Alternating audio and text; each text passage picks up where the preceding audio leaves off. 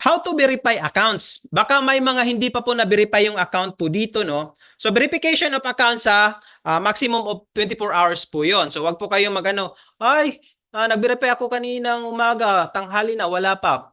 Wag po kayong mag-alala, no? Kasi yung verification is make sure po ng ating company na hindi po tayo magkakaroon ng problema po sa Bangko Sentral ng Pilipinas. Okay? Kaya napaka-importante na maging patient po tayo in terms po dito sa verification of account. Okay? So, pag open mo po ng account, kung hindi mo to nakikita, itong pop-up na to, pag open mo ng account, kung hindi mo to nakikita, click mo lang po yung may sa system po natin, makikita mo din sending. Okay? Click mo lang po yun, tapos magpa-pop up na po yan. Sa send money sa system po natin, makikita mo po dyan, click mo lang yun, mag-pop up na itong verify your account. Okay? So, pag click mo po yan, click mo lang po yung verify email, tapos input mo lang po yung email mo, tapos click mo yung send OTP, magsisend po yan sa email mo or sa number mo ng OTP o one-time password. So tapos pag nag-send na po yan, ito katulad po nito, nag-send po sa email ng one-time password. Ito yung password niya, 6-digit po yan. Tapos input mo lang yung 6-digit password, tapos verify. Ganun lang kasimple. Sa mga, I'm sure naman siguro dito may mga may mga GCash user kayo. Ganun lang din po sa pag-verify ng ating system. Okay?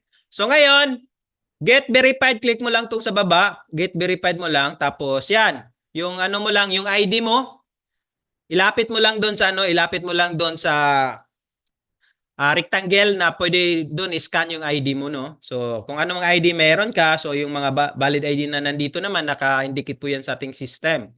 Tapos, pag okay na, submit mo lang, click okay or next.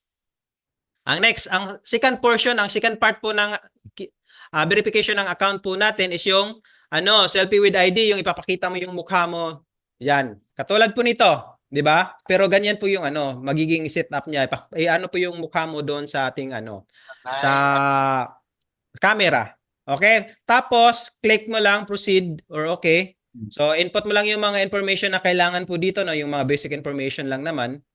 Pag submit niyan, application has been submitted. So, ibig sabihin po yan guys submitted pa lang po, hindi pa lang po approved. Okay? So, makikita mo naman sa system natin kung fully approved yan or semi-verify pa lang. Okay? So, wait na lang po tayo, no, sa ating pag-approve po ng ating CSR. So, hintayin po natin kung mga 1-2 oras. Kung wala pa rin, pa-help po kayo with your sponsor na mag-create po ng e-tickets, which is later on, ituturo ko po sa inyo kung paano mag-create ng e-ticket. Okay?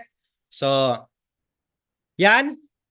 Ito, pag-approve na, ito yung magiging ng ating system, magsisend po siya sa email mo na approve na yung KYC mo. Okay? So, ganun po siya.